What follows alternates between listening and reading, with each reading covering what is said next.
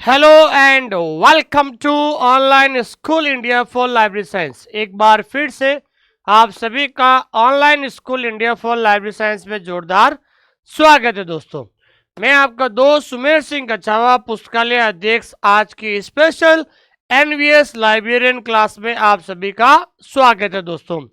जैसा कि आप सभी को पता है कि नवोदय विद्यालय समिति के द्वारा हाल ही में एक मॉडल कैलेंडर जारी किया गया था। उसमें यह बताया गया है कि 15 जुलाई से आपका एनवीएस लाइब्रेरियन का एप्लीकेशन फॉर्म शुरू होगा, जिसकी लास्ट डेट 15 अगस्त 2024 होगी और आपका एग्जाम जो ऑनलाइन मोड होगा 30 सितंबर 2024 को। तो उसके लिए विशेष एनवीएस लाइब्रेरियन एग्जाम की तैयारी करने वालों के लिए मैं आज एक स्पेशल क्लास लेकर आया हूं, जिस टॉपिक का नाम है लाइब्रेरी क्लासिफिकेशन स्कीम, जिसे हिंदी में कहते हैं पुस्तकालय वर्गीकरण पद्धतियां। आप सबको पता है कि ये एक ऐसा टॉपिक है जो हमेशा हर कंपटीशन एग्जाम में पूछा जाता है, लेकिन स्टूडेंट्स को ये नहीं पता होता है कि आखिरकार हम कहाँ से पढ़े। तो आज ये पहली क्लास है, इसके अंदर हम आपको केवल इंट्रोडक्शन करवाएंगे लाइब्रेरी क्लासिफिकेशन स्कीम का, कि हमारे सिलेबस के अंदर और हमें कौन कौन सी पुस्तकालय वर्गीकरण पद्धति डिटेल से आपको पढ़नी है दोस्तों। तो आज हम इस क्लास में introduction of library classification scheme के पुस्तकालय वर्गीकरण की पद्धतियां कौन कौन सी होती हैं और उनके क्या क्या नाम है, उनको कब डेवलप किया गया था और किसके द्वारा डेवलप किया गया था, फिर अगली क्लास में हम हर वर्गीकरण पद्धति को हम डिटेल से पढ़ेंगे दोस्तों। थैंक यू वेरी मच, बहुत बहुत धन्यवाद आप सभी लोगों का। आइए शुरुआत करते हैं आज की पहली क्लास एनवीएस लाइब्रेरियन 2024 की पुस्तकालय वर्गीकरण पद्धतियां। ठीक है दोस्तों, जो विद्यार्थी नए हैं, नए विद्यार्थियों को मैं कहना चाहता हूं कि अभी तक जिन्होंने हमारा टेलीग्राम चैनल ज्वाइन नहीं किया है, वो टेलीग्राम चैनल को ज्वाइन कर लीजिए। ये भारत का सबसे बड़ा लाइब्रेरी और इंफॉर्मेशन साइंस का टेलीग्राम चैनल है और यहाँ पर पूरे भारत में कोई भी लाइब्रेरियन वैकेंसी की अपडेट यहाँ पर आपको मिलती है दोस्तों, और लिंक हमने डिस्क्रिप्शन के अंदर दे दिया है दोस्तों। और जो विद्यार्थी एनवीएस लाइब्रेरियन की तैयारी करना चाहते हैं तो आप हमारा प्ले स्टोर में जाकर ऐप डाउनलोड करें और ऐप के अंदर जाके डेमो, ठीक है ना, फ्री डेमो क्लासेस जरूर देखें, ताकि आपको पता चलेगा कि वास्तव में लाइब्रेरी साइंस को कैसे पढ़ा जाए। अधिक जानकारी के लिए दिए गए नंबर पे आप कभी भी कॉल कर सकते हैं दोस्तों। ठीक है दोस्तों, आइए शुरुआत करते हैं आज लाइब्रेरी क्लासिफिकेशन स्कीम, जिसे हिंदी में कहते हैं पुस्तकालय वर्गीकरण पद्धतियां। जैसा कि आप सभी को पता है कि आप बहुत जल्द एनवीएस लाइब्रेरियन में सेलेक्ट होने वाले हो और बहुत जल्द वैकेंसी भी डिक्लेयर होने वाली है, लेकिन ये एक ऐसा टॉपिक है लाइब्रेरी क्लासिफिकेशन स्कीम जहां पर आपको हर वर्गीकरण पद्धति के बारे में आपको जानकारी होनी चाहिए, क्योंकि क्वेश्चन कोई भी वर्गीकरण पद्धति से पूछा जा सकता है। ठीक है, तो आज हम इस क्लास में एक एक वर्गीकरण पद्धति का इंट्रोडक्शन लेकर आ रहा हूं, ताकि आपको तो पता तो चले कि आपके सिलेबस में कौन कौन सी वर्गीकरण पद्धतियां हैं। ठीक है दोस्तों, तो सभी लोग मेरे साथ एक रजिस्टर और पेन ले लीजिए, ताकि आपको पता चले कि आपके सिलेबस में लाइब्रेरी साइंस में कौन कौन सी वर्गीकरण पद्धतियां हैं। सबसे पहले हम बात करते हैं कि लाइब्रेरी क्लासिफिकेशन स्कीम, ठीक है ना। सबसे पहले हम बात करते हैं कि पुस्तकालय वर्गीकरण पद्धतियां। तो आपको पता होना चाहिए कि भाई पुस्तकालय वर्गीकरण पद्धतियां क्या होती है। लाइब्रेरी क्लासिफिकेशन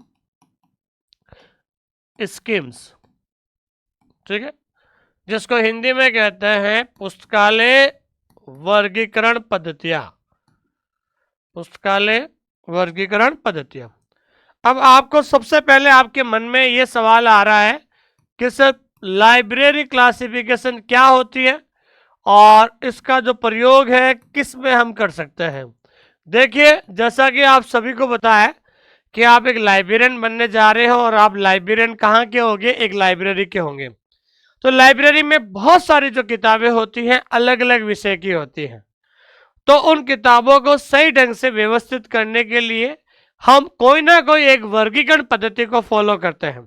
ठीक है ना, उस वर्गीकरण पद्धति की जो मेन क्लास होती है, उस मेन क्लास में हर एक सब्जेक्ट का एक मेन क्लास होती है। हम उस मेन क्लास के आधार पर जो है हर विषय की जो किताबें हैं उन किताबों को हम क्या करते हैं, क्लासिफाई करते हैं, क्लासिफिकेशन अर्थात वर्गीकरण करते हैं। ठीक है दोस्तों, तो अलग अलग लाइब्रेरी के द्वारा अलग अलग वर्गीकरण पद्धति का उपयोग किया जाता है, ताकि जब कोई नया यूजर आए, तो नया यूजर आता है तो अगर कोई किताब की डिमांड करता है तो अपन जिस वर्गीकरण पद्धति का यूज कर रहे हैं उसके हिसाब से वो किताब कुछ ही सेकंडों में, वो किताब लाइब्रेरी में किसी भी कोने में पड़ी है तो कुछ ही सेकंडों में हम वो किताब ढूंढकर उस नए यूजर या नए रीडर को दे सकते हैं। ठीक है दोस्तों, तो आइए शुरुआत करते हैं। आज का जो टॉपिक है लाइब्रेरी क्लासिफिकेशन स्कीम, पुस्तकालय वर्गीकरण पद्धति। तो सबसे पहले हम बात करते हैं दोस्तों डीडीसी। डीडीसी जिसे जो है सबसे पुरानी वर्गीकरण पद्धति कहा जाता है। DDC is called as the oldest classification scheme, के सबसे पुरानी वर्गीकरण पद्धति किसे कहते हैं दोस्तों, डीडीसी को कहते हैं। तो सबसे पहले तो ध्यान रखना है इसकी फुल फॉर्म क्या है, तो इसकी फुल फॉर्म होती है डीवे डेसिमल क्लासिफिकेशन। डीवे डेसिमल क्लासिफिकेशन, ये भी कई बार परीक्षा के अंदर पूछा जाता है कि what is the full form of DDC. DDC की फुल फॉर्म क्या होती है, डीवे डेसिमल क्लासिफिकेशन हो गया। आप अपने रजिस्टर में जो है आप अपने साथ एक रजिस्टर लीजिए और साथ साथ पेन लीजिए। जो चीज़ें मैं लिखा रहा हूँ एक बार आप जरूर लिखें, ताकि आपको एक इंट्रोडक्शन पता चल जाएगा कि भाई आपके सिलेबस में कौन कौन सी क्लासिफिकेशन स्कीम्स है। तो पहली क्लासिफिकेशन स्कीम है जिसका नाम है डीवे डेसिमल क्लासिफिकेशन। ठीक है, डीडीसी जिसे कहते हैं, ये सबसे पुरानी है, ध्यान रखना। It is the oldest library classification scheme. Library classification scheme, ठीक है ना। ये भी कई बार पूछा जाता है कि जो है निम्नलिखित में से सबसे पुरानी वर्गीकरण पद्धति कौन सी है। तो ध्यान रखना, सबसे पुरानी पुस्तकालय वर्गीकरण पद्धति, पुस्तकालय वर्गीकरण पद्धति, ठीक है ना, पुस्तकालय वर्गीकरण पद्धति। ठीक है, तो ध्यान रखना सबसे पुरानी लाइब्रेरी क्लासिफिकेशन स्कीम कौन सी है दोस्तों, डीडीसी है, ध्यान रखना। ठीक है, और वर्ल्ड में सबसे ज्यादा प्रयोग, ठीक है ना, it is use widely in the world. ठीक है ना, वर्ल्ड में सबसे ज्यादा प्रयोग जो है डीडीसी का प्रयोग किया जाता है, ध्यान रखना। ठीक है ना, इट इज वाइडली यूज्ड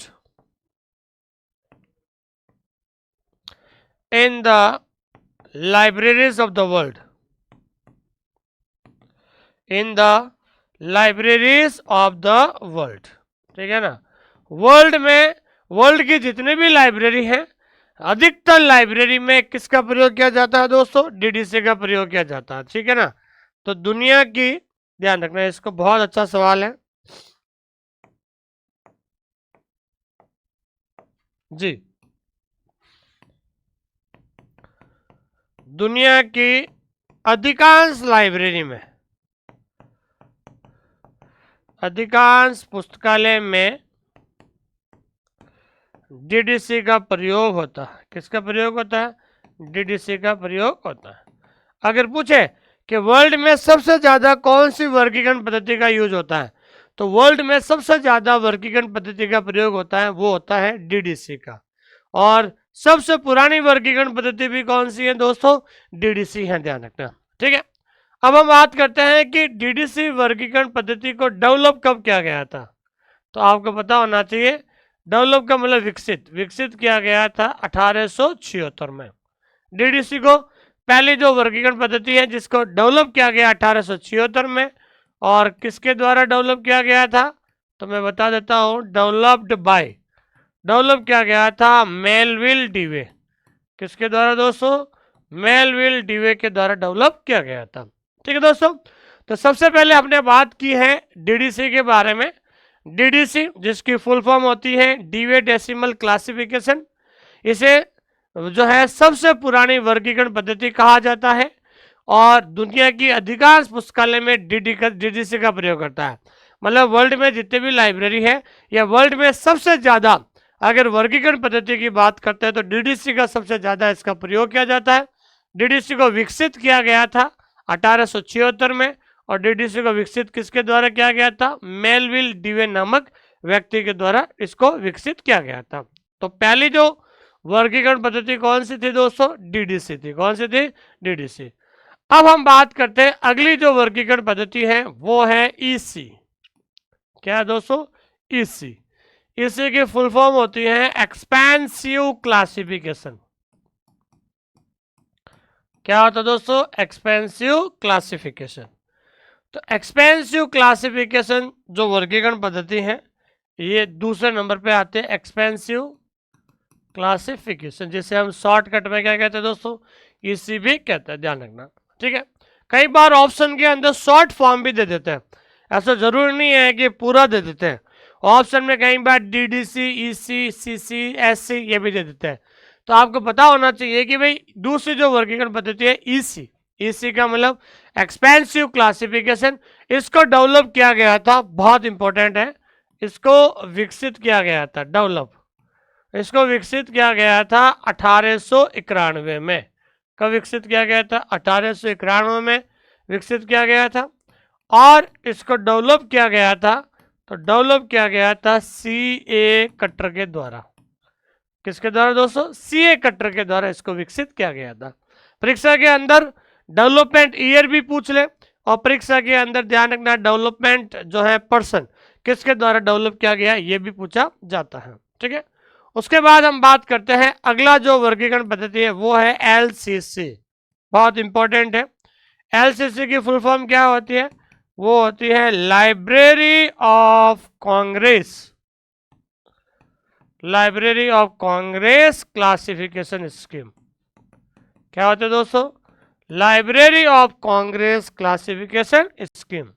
तो एलसीसी जो वर्गीकरण पद्धति है जिसका पूरा नाम है लाइब्रेरी ऑफ कांग्रेस क्लासिफिकेशन, इसको डेवलप किया गया था 1904 में, ध्यान रखना। इसको डेवलप किसके द्वारा किया गया था? सॉरी, पहले डेवलप किया गया था 1904 में। ठीक है, 1904 में इसको डेवलप किया गया था, और डेवलप किसके द्वारा किया गया था? लाइब्रेरी ऑफ कांग्रेस के द्वारा ही किया गया था। ठीक है ना, इसको डेवलप किया गया था लाइब्रेरी ऑफ कांग्रेस। तो लाइब्रेरी ऑफ कांग्रेस क्या है आपको पता होना चाहिए कि लाइब्रेरी ऑफ कांग्रेस क्या है, ये ध्यान रखना, यूएसए की राष्ट्रीय लाइब्रेरी है, यूएसए की नेशनल लाइब्रेरी है। क्या है दोस्तों? नेशनल लाइब्रेरी, ध्यान रखना। क्या है? यूएसए की नेशनल लाइब्रेरी, ध्यान रखना। तो लाइब्रेरी ऑफ कांग्रेस के द्वारा इसको डेवलप किया गया था। तो लाइब्रेरी ऑफ कांग्रेस क्या है? अमेरिका की राष्ट्रीय पुस्तकालय का नाम है, और राष्ट्रीय पुस्तकालय का नाम है जिसकी स्थापना कब हुई थी? 1800 ईस्वी में हुई थी। तो 1800 ईस्वी में अमेरिका की अर्थात यूएसए की राष्ट्रीय पुस्तकालय जिसका नाम है लाइब्रेरी ऑफ कांग्रेस, तो लाइब्रेरी ऑफ कांग्रेस के द्वारा लाइब्रेरी ऑफ कांग्रेस क्लासिफिकेशन का निर्माण किया गया था। लेकिन इस क्लासिफिकेशन के निर्माण में दो व्यक्ति बहुत ज्यादा इंपॉर्टेंट है, ये कई बार परीक्षा के अंदर पूछा जाता है। हालांकि निर्माण तो लाइब्रेरी ऑफ कांग्रेस राष्ट्रीय पुस्तकालय के द्वारा ही किया गया था, लेकिन दो व्यक्तियों को बहुत ज्यादा इसमें योगदान रहा है। पहला है सीएम हैंसन और चार्ल्स मार्टिन, ध्यान रखना। पहला व्यक्ति का नाम क्या है दोस्तों? CM Hanson, CM Hanson. दूसरा व्यक्ति है चार्ल्स मार्टिन।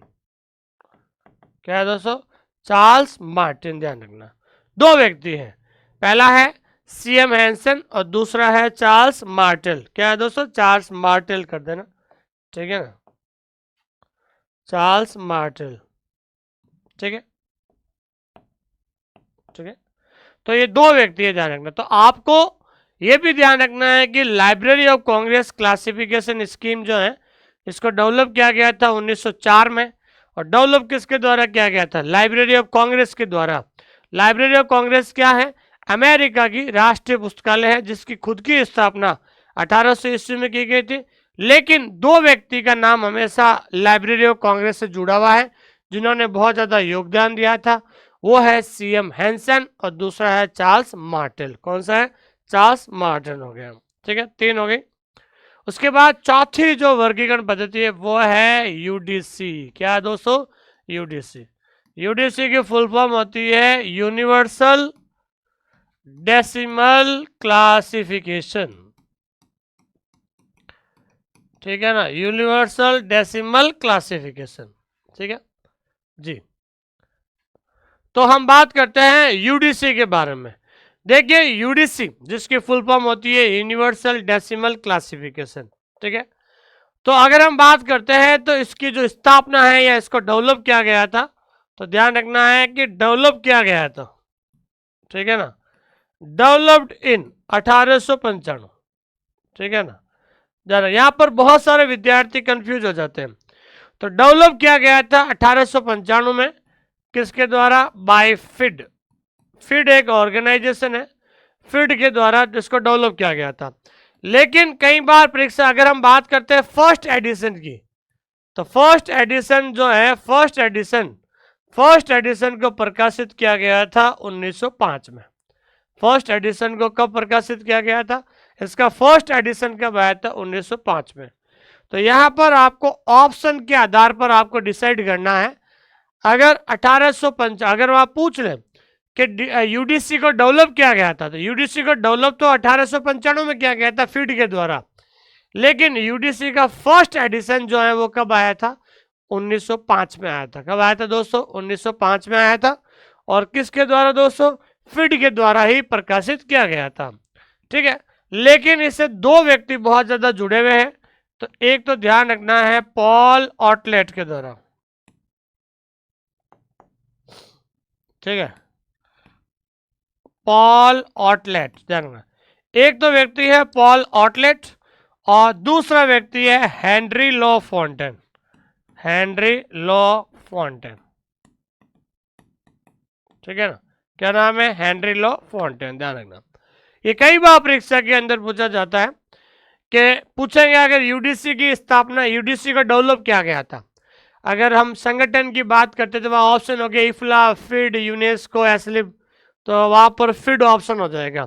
अगर वहाँ पर व्यक्ति का नाम पूछ ले, भाई यूडीसी की स्थापना में कौन से व्यक्ति जुड़े हुए हैं, कौन से व्यक्ति एसोसिएटेड है, तो उसमें 2 व्यक्ति का नाम आएगा। एक तो आएगा पॉल ऑटलेट और दूसरा क्या आएगा?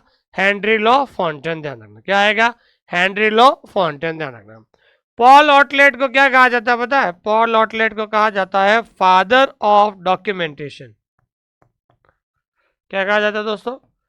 फादर ऑफ डॉक्यूमेंटेशन भी कहा जाता है। दस्तावेजीकरण का पिता, डॉक्यूमेंटेशन के पिता कहा जाता है।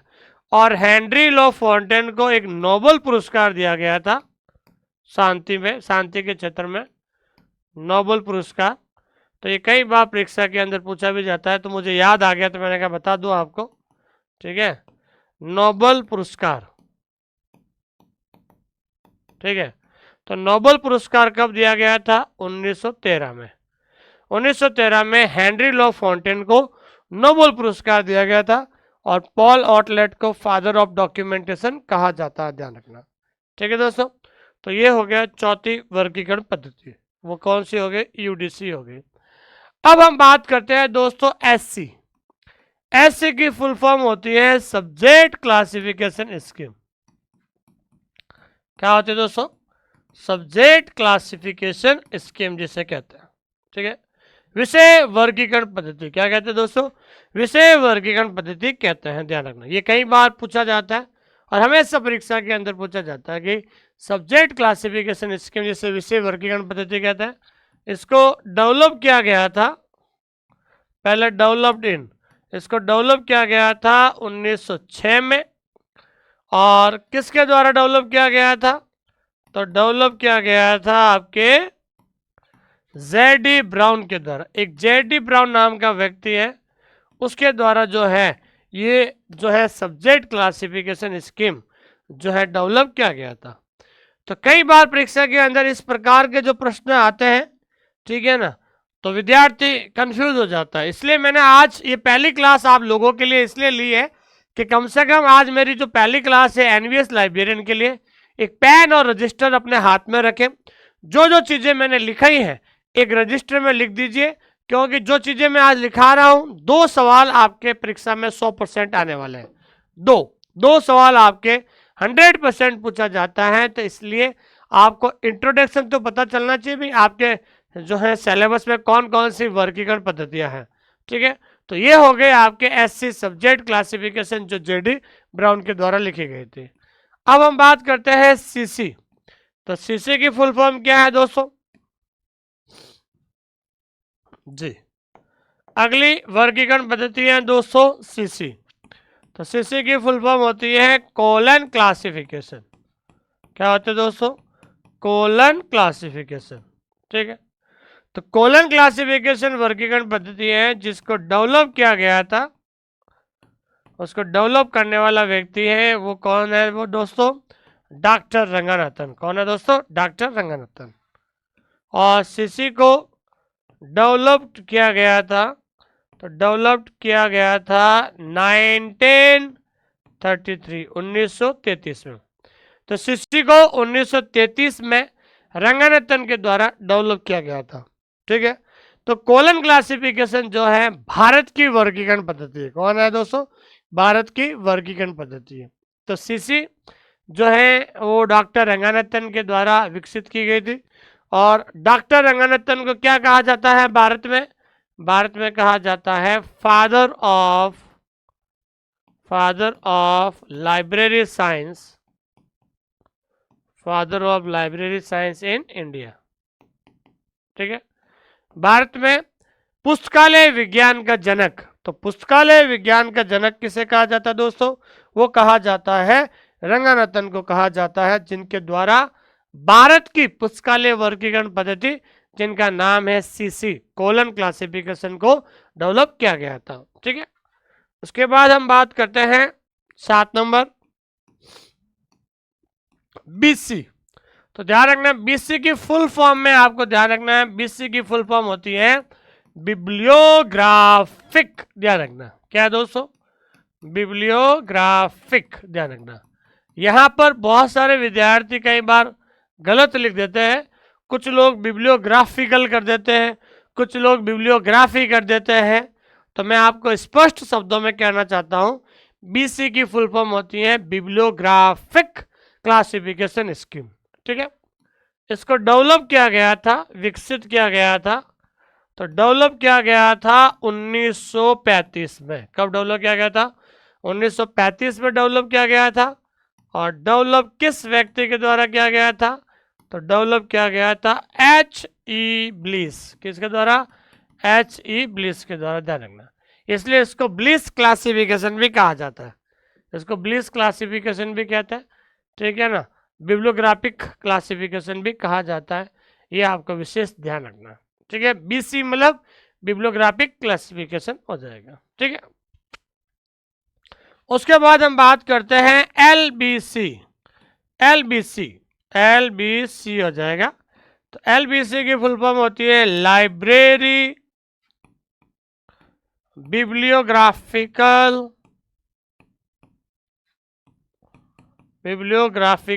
क्लासिफिकेशन। ध्यान रखना। ठीक है, तो लाइब्रेरी बिब्लियोग्राफिकल क्लासिफिकेशन, इसकी फुल फॉर्म क्या होती है? Library bibliographical classification. तो ये एलबीसी जो है ना, ये कहाँ की है? ध्यान रखना, ये रशिया की है। कहाँ की है दोस्तों? रशिया। रशिया का मतलब होता है रूस।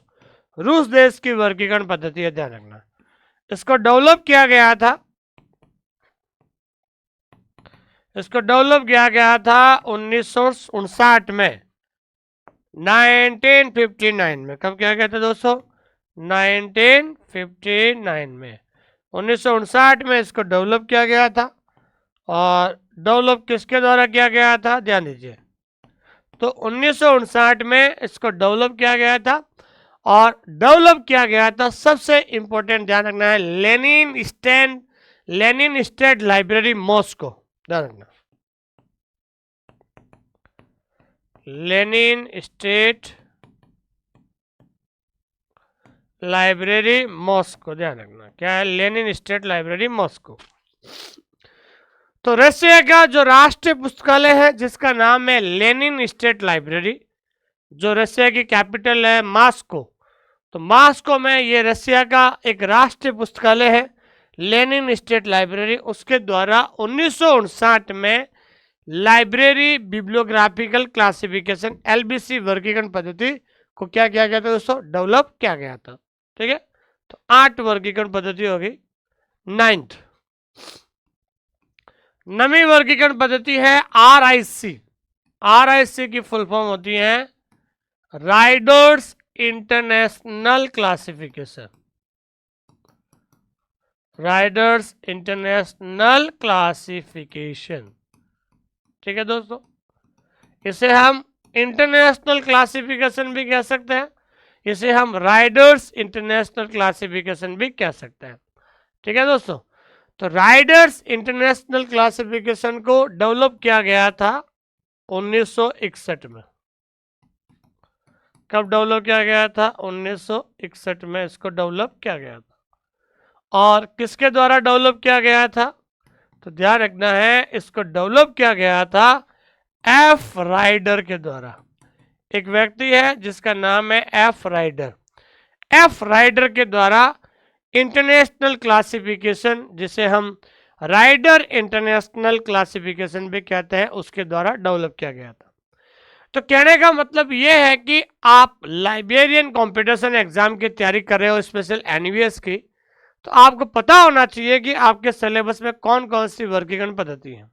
तो आज हमने शुरुआत की है वर्गीकरण पद्धति की, जिसमें केवल आपको ये पता चलेगा कि भाई कौन कौन सी वर्गीकरण पद्धति है आपके सिलेबस में, ताकि अब हम अगला जो क्लास होगी वो हम एक एक वर्गीकरण पद्धति के बारे में चर्चा करेंगे, जहां से आपको पता चलेगा कौन सी वर्गीकरण पद्धति कितना, कौन सी वर्गीकरण पद्धति को कितना डीपली अपन को पढ़ना है दोस्तों। ठीक है दोस्तों जी, अगला जो वर्गीकरण पद्धति है BSO।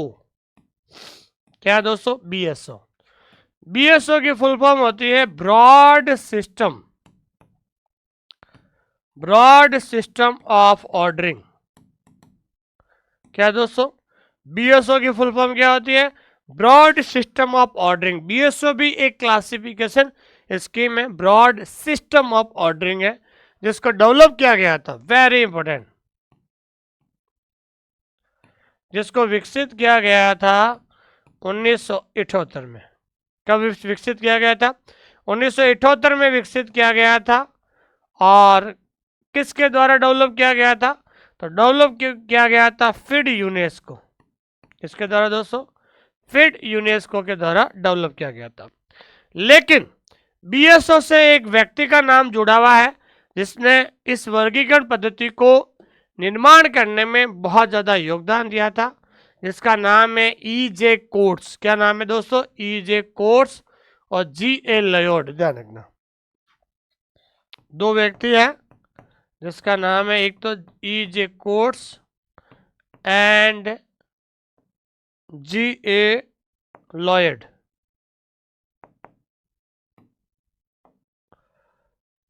एंड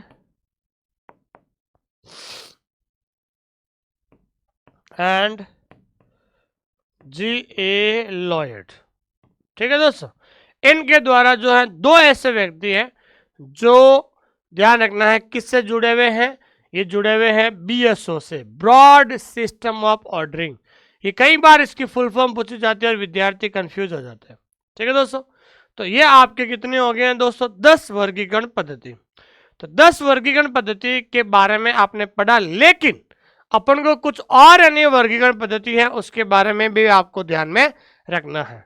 अगली वर्गीकरण की बात करते हैं NDC। NDC ध्यान रखना, 11वीं वर्गीकरण पद्धति है वो है NDC।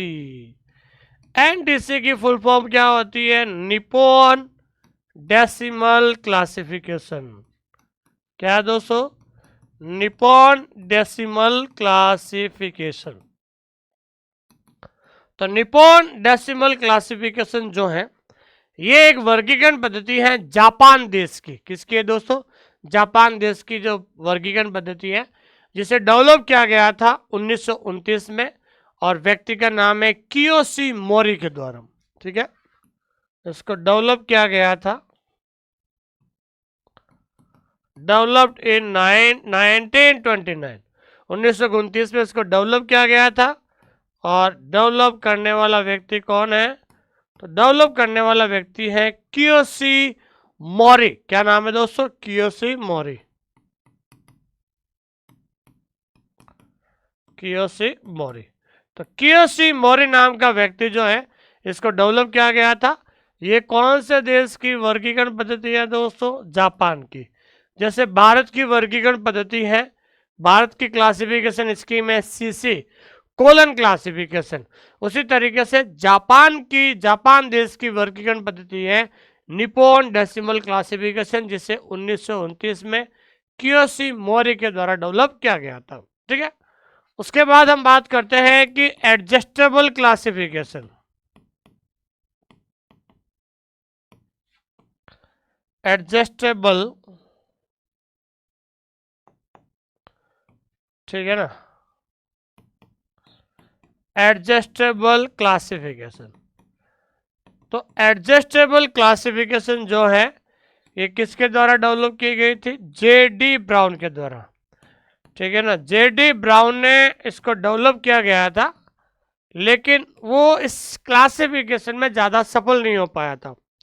तो ध्यान रखना, एडजस्टेबल क्लासिफिकेशन जो है जेडी ब्राउन के द्वारा, और इसको 1897 में डेवलप किया गया था। किसके द्वारा?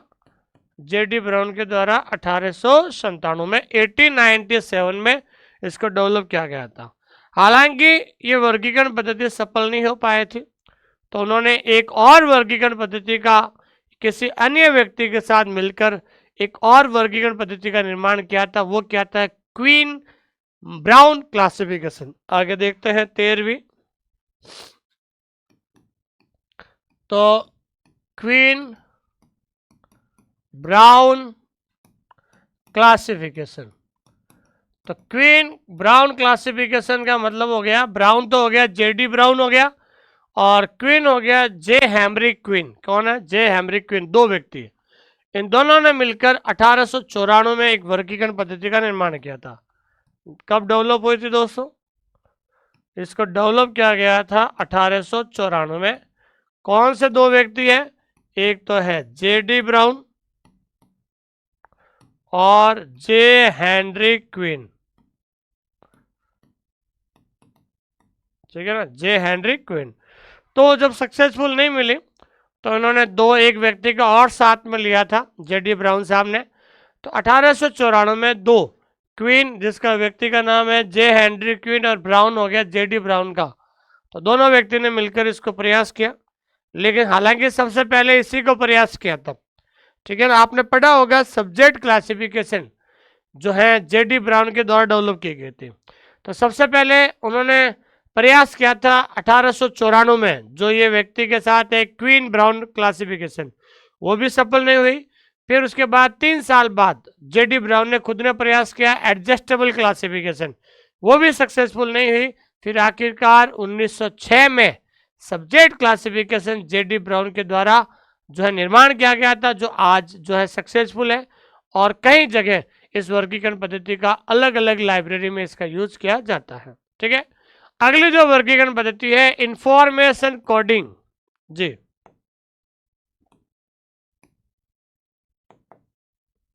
जी, अगला है information coding. Information coding classification, ये भी कई बार एग्जाम के अंदर पूछा जाता है कि भाई इंफॉर्मेशन कोडिंग क्लासिफिकेशन है, इसको कब डेवलप किया गया था? तो ध्यान रखना है, इसको विकसित किया गया था 1970 में। कब किया गया था दोस्तों? 1970 में इसको डेवलप किया गया था। और डेवलप करने वाले व्यक्ति का नाम क्या है दोस्तों? आपको पता होगा, ये वर्गीकरण पद्धति नहीं है। इंफॉर्मेशन कोडिंग क्लासिफिकेशन 1970 में एक व्यक्ति का नाम है आई डीलबर्ग। क्या नाम है दोस्तों? आई डीलबर्ग। क्या नाम है दोस्तों? आई डीलबर्ग, ध्यान रखना।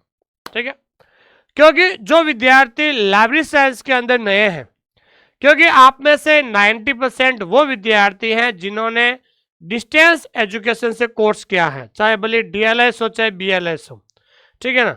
तो आपको पता है कि अगर आप क्लासिफिकेशन स्कीम शुरू कर रहे हैं तो आपको कम से कम आपको ये तो पता होना चाहिए कि आपके सिलेबस में कौन कौन सी वर्गीकरण पद्धतियां हैं जहां से परीक्षा के अंदर सवाल पूछा जाता है। तो आज हमारी वर्गीकरण पद्धतियों की एक इंट्रोडक्शन क्लास थी, जिसके अंदर हमने करीबन 14 वर्गीकरण पद्धतियों के बारे में जाना कि ये कब डेवलपमेंट हुई और किसके द्वारा डेवलप की गई है। तो अब हम अगली क्लास में एक एक वर्गीकरण पद्धति के बारे में चर्चा करेंगे, ताकि आपको पता चलेगा कि हाँ, इसको क्लासिफिकेशन स्कीम को कैसे पढ़ा जाए और सवाल वहां पर कैसे बनता है दोस्तों। ठीक है दोस्तों, तो थैंक यू वेरी मच, बहुत बहुत धन्यवाद। आप अपने रजिस्टर में इसको जरूर नोट्स बनाए हैं। और जो विद्यार्थी चाहते हैं कि मेरी जो किताब है जो पुराने पेपर पर आधारित है, इस किताब की खासियत यह है कि इसमें क्वेश्चन बाईलिंगुअल में दिया हुआ है, क्वेश्चन और ऑप्शन बाईलिंगुअल का मतलब हिंदी और इंग्लिश दोनों में दिया हुआ है। इस किताब की जो फीस है मात्र 170 रुपये है, लेकिन 50 रुपये की डिलीवरी के साथ आप घर बैठे लेह लद्दाख से लगाकर कन्याकुमारी तक बच्चे इस किताब को मंगा सकते हैं। पुराने पेपर के साथ साथ हमने इस बार इंपॉर्टेंट टेबल भी दी है। और जो विद्यार्थी NVS लाइब्रेरियन की तैयारी करना चाहते हैं तो हमारा जो बैच है वो शुरू हो चुका है। तो न्यू बैच जी, तो हमारा जो न्यू बैच है वो 1 जुलाई से शुरू हो चुका है। किसे है दोस्तों? 1 जुलाई 2024 से शुरू हो चुका है। हम स्टूडेंट को 2 बार पढ़ाते हैं। कितने बार पढ़ाते हैं? 2 बार। एक तो हम पढ़ाते हैं रिकॉर्डेड क्लास, क्या पढ़ाते हैं दोस्तों? Recorded class. और एक हम पढ़ाते हैं लाइव MCQ बैच। क्या पढ़ाते हैं दोस्तों? लाइव MCQ बैच, ठीक है ना। आप चाहे थ्योरी कितने भी पढ़ लो आप, ठीक है ना, आप थ्योरी कहीं से भी पढ़ लो, कैसे भी पढ़ लो, लेकिन जब तक आपको यह नहीं पता चलेगा कि उस थ्योरी से क्वेश्चन का लेवल किस प्रकार का होता है। थ्योरी आपने किताबें पढ़ी, अच्छी बात है, किताबें पढ़िए, नोट्स पढ़ लिए आपने, सब कुछ बताया। हालांकि नोट्स आपके ही काम आएंगे, आपके हाथों के द्वारा बनाए गए वही काम आते हैं, दूसरों के हाथों से बनाए गए नोट्स कभी नहीं काम आएंगे।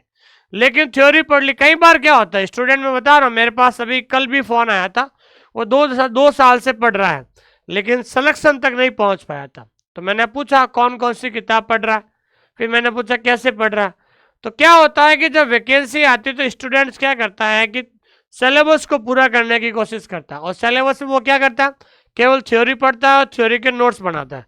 लेकिन थ्योरी पढ़ तो लेता है, लेकिन उसको ये नहीं पता चलता है कि इस टॉपिक में से सवाल का पूछने का तरीका कैसे होगा, सवाल कैसे बनेगा, ऑप्शन कैसे बनेंगे, ये चीजें बहुत ज्यादा जानना जरूरी है। इसलिए हम recorded plus live MCQ batch पढ़ाते हैं, जिससे आपका हर एक टॉपिक क्लियर हो जाता है। ठीक है, हमारे ऐप के अंदर सिस्टम में हर एक टॉपिक का वीडियो है, वीडियो के नीचे क्या बना हुआ है, PDF है, और PDF के नीचे क्या है दोस्तों, टेस्ट है, ताकि सबसे पहले PDF से नोट्स बढ़ाओ।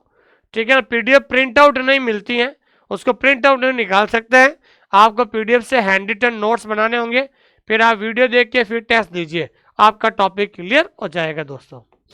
और एक बात मैं बार बार यही कहता हूं कि बहुत सारे विद्यार्थी कहते हैं सर लाइब्रेरी साइंस को पढ़ने का तरीका क्या है। सबसे बेस्ट लाइब्रेरी साइंस जैसे सब्जेक्ट, क्योंकि लाइब्रेरी साइंस एक ऐसा सब्जेक्ट है जिसे हम टेक्निकल सब्जेक्ट भी कहते हैं। टेक्निकल इसलिए कहते हैं कि इसके अंदर बार बार रिवीजन की जरूरत होती है। तो मेरा पहला टैगलाइन है ऑनलाइन स्कूल इंडिया का, जब तक लिखोगे नहीं तब तक सीखोगे नहीं। क्योंकि जब तक आप अपने हाथों से अगर नोट्स नहीं बनाओगे तब तक लाइब्रेरी साइंस में आप भटकते रहोगे, आपको पता ही नहीं चलेगा। अभी 2 दिन पहले एक लड़की का फोन आया था, उसने कहीं और दूसरी कोचिंग से कोर्स लिया था, 2 बार कोर्स लिया था, 10,000 रुपये में 2 कोर्स लिए थे, लेकिन उसके बाद भी उसको कुछ जमा नहीं। फिर उसने मेरे से बात की तो मैंने उसको कहा था क्या था, तो उसने कहा कि सर हमने PDF डाउनलोड की, इन PDF के प्रिंट निकाले, इन PDF से हम पढ़ने लगे। तो मैंने कहा सर PDF से पढ़ने से कभी सफलता नहीं होगी, क्योंकि जब तक आप अपने हाथों से नहीं लिखोगे तब तक कोई मतलब नहीं है। क्योंकि आपके द्वारा लिखा गया हैंड रिटन नोट्स आपको लंबे समय तक, एग्जाम तक आपको याद रहेगा, और कम से कम ये पता चलेगा कि हमने वो चीज़ कहाँ पर लिखी। क्योंकि आप में से 90% विद्यार्थी डिस्टेंस एजुकेशन से कोर्स किया हुआ है, उनको पता ही नहीं है कि भाई कंपटीशन एग्जाम के अंदर, कंपटीशन एग्जाम और एकेडमिक जो एग्जाम होता है रात दिन का अंतर होता है। कंपटीशन एग्जाम के अंदर सबसे बड़ी बात होता है एग्जाम ओरिएंटेड पढ़ना होता है। तो जो सिलेबस है उस सिलेबस के हिसाब से पढ़ना होता है, सवाल का लेवल आपको जानना होता है। तो मैंने उसको कहा है कि जब तक लिखोगे नहीं तब तक सीखोगे नहीं।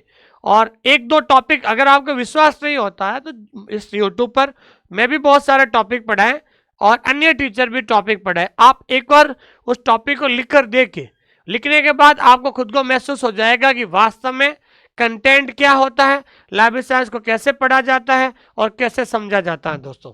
ठीक है दोस्तों, तो एक बार जरूर पढ़े ताकि आपको पता चले। तो जब तक लिखोगे नहीं तब तक सीखोगे नहीं दोस्तों। ठीक है, उसके बाद जो विद्यार्थी जिन्होंने वॉल्यूम 1 और वॉल्यूम 2 नहीं मंगवाई है तो वॉल्यूम 1 और वॉल्यूम 2 आप मंगा लीजिए। जिनको बहुत ज़्यादा प्रैक्टिस की ज़रूरत है कि मैं लाइब्रेरी साइंस में पुराने पेपर प्रैक्टिस करना चाहता हूँ, ये किताब मंगा सकते हैं। ये किताब दोनों तीनों किताब जो है हमारी बाइलिंगुअल है, हिंदी और इंग्लिश दोनों भाषाओं के अंदर है दोस्तों। और हर पेपर के नीचे हमने आंसर दे दिए हैं। और किताब को मंगाने के लिए आप एक ऐप डाउनलोड कर सकते हैं राजदीप बुक डिपो का, और ऐप का नाम है माई बुक पिकअप। क्या नाम है दोस्तों? माई बुक पिकअप ऐप को डाउनलोड कर सकते हैं। और इस किताब का लिंक चाहिए तो आप कॉल कर सकते हैं 8949992361। ठीक है ना। इस किताब का अगर आपको लिंक चाहिए तो ये मेरे व्हाट्सअप नंबर है 8949992361। इस व्हाट्सएप पे आप कभी भी मैसेज कर सकते हैं इस किताब का लिंक के चाहिए दोस्तों। ठीक है, वॉल्यूम 1 हमारी जो किताब है उसका लाइव सॉल्यूशन हमने यूट्यूब पर करवा दिया है। बहुत जल्द हम यूट्यूब पर वॉल्यूम 2 का लाइव सॉल्यूशन कराने वाले हैं दोस्तों। थैंक यू वेरी मच, बहुत बहुत धन्यवाद आप सभी लोगों का कि आपने मुझे इतना प्रेम और स्नेह दिया है जिसने मैंने कभी कल्पना नहीं की है। एक बार हैंड रिटन नोट्स बनाइए। ये जो चीज़ें आज मैंने क्लासिफिकेशन स्कीम बताई है इसको आप अपने रजिस्टर में जरूर उतारें ताकि आपको मजा आएगा लाइब्रेरी साइंस के प्रति, जो आपका बहुत ज़्यादा इंटरेस्ट जो है वो पैदा होगा दोस्तों। Thank you very much. बहुत जल्द हम अगली क्लास में एक नई क्लासिफिकेशन स्कीम के बारे में शुरुआत करते हैं ताकि आपको पता चलेगा इसको कैसे पढ़ा जाए। Thank you very much.